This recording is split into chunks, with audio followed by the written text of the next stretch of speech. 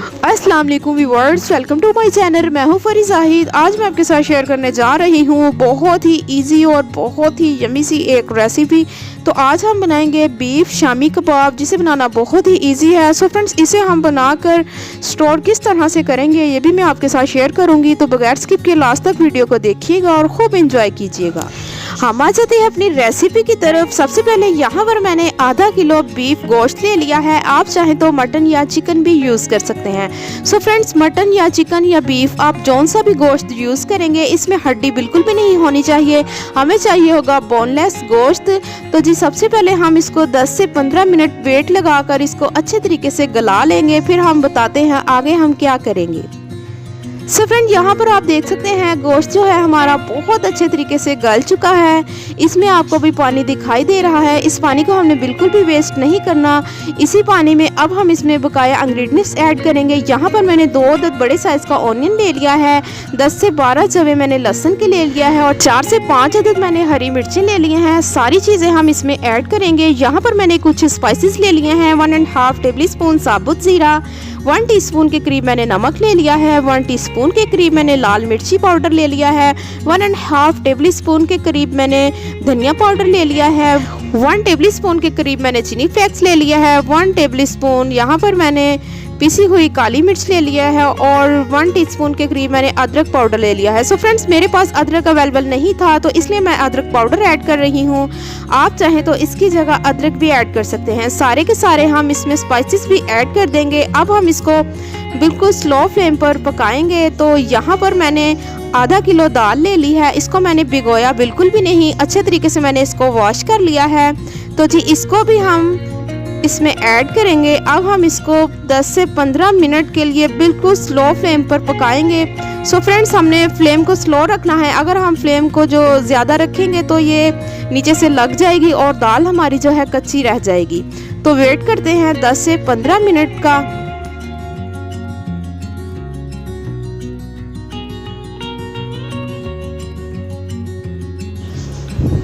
अब हम इसको खोल के चेक करेंगे। तकरीबन 10 से 12 मिनट हो चुके हैं। यहाँ पर फ्रेंड्स आप देख सकते हैं पानी हमारा बिल्कुल अच्छे तरीके से ड्राई हो चुका है और जो दाल थी वो भी माशाल्लाह से बहुत ही अच्छे तरीके से गल चुकी है। मैं आपको चेक करके दिखा देती हूँ। यहाँ पर आप देख सकते हैं।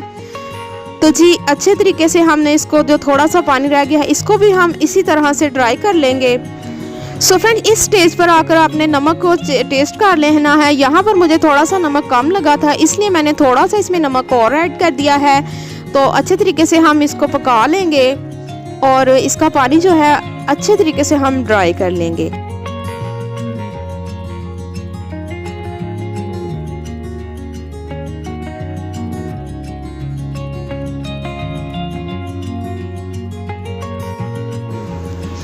अच्छी तरीके से पानी ड्राई करने के बाद यहाँ पर मैंने एक ट्रे ले ली है। आप चाहें तो किसी भी तरह का खुला बर्तन यूज़ कर सकते हैं। इसको हम अच्छी तरीके से फैला कर इस तरह से इसमें डाल देंगे और ठंडा होने का वेट करेंगे। उसके बाद हमने यहाँ पर एक मैशर ले लिया है।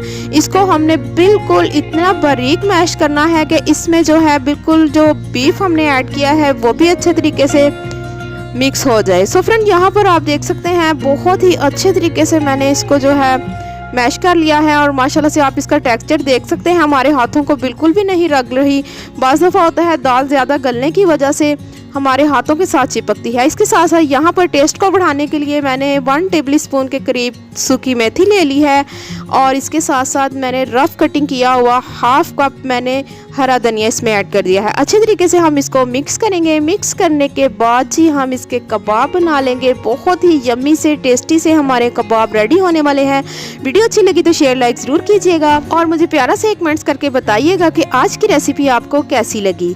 तो जी यहाँ पर हमें चाहिए होगा एक मोल्ड। यहाँ पर मैंने शामी कबाब के लिए एक मोल्ड ले लिया है। अगर आपके पास ये अवेलेबल नहीं है तो आप अपने हाथों की मदद से या फिर किसी भी राउंड शेप की मदद से आप अपने शामी कबाब रेडी कर सकते हैं। ये देखिए फ्रेंड्स, रेडी होने के बाद बहुत ही ये खूबसूरत सी इनको शेप आ चुकी है। सारे के सारे हम इसी तरह से रेडी करेंगे।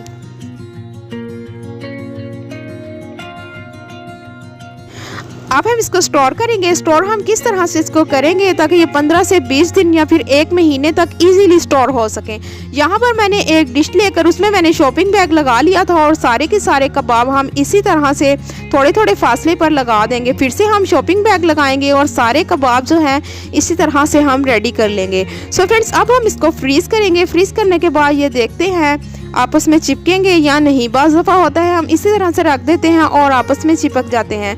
यहाँ पर आप देख सकते हैं फ्रीज़ करने के बाद ये इजीली आप 1 या 2 या 4 जितने भी आप शामी कबाब फ्राई करना चाहते हैं ये इजीली आप कर सकते हैं। स्लो फ्लेम पर हम इसको अंडा लगाकर फ्राई करेंगे। आप चाहे तो ब्रेड क्रम्स भी यूज़ कर सकते हैं। बहुत ही मज़ेदार से हमारे बीफ शामी कबाब रेडी है। आपने रेसिपी को ज़रूर ट्राई करना है। रेसिपी बहुत ही इजी और बहुत ही शॉर्ट है, तो शाम की चाय के साथ या फिर हल्की फुल्की भूख के साथ भी आप इसको एंजॉय कर सकते हैं। अगर आप मेरे चैनल पर फर्स्ट टाइम है तो मेरे चैनल को कर लें सब्सक्राइब ताकि मेरी हर आने वाली न्यू वीडियो आप तक जल्द से जल्द पहुंच सके। आज की वीडियो यहीं तक की थी। मिलते हैं एक न्यू रेसिपी के साथ। आप मुझे दुआ में याद रखिएगा। मैं आपको अल्लाह हाफिज़।